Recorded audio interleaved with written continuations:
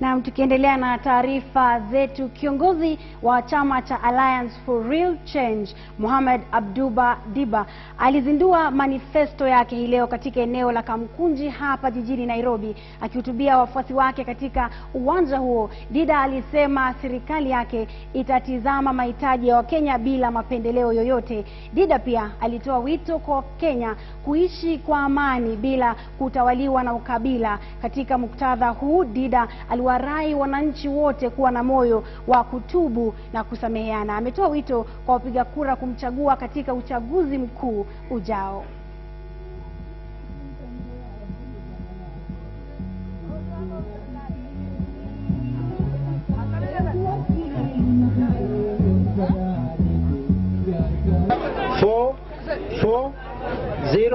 Zero. Sasa kama mtu ako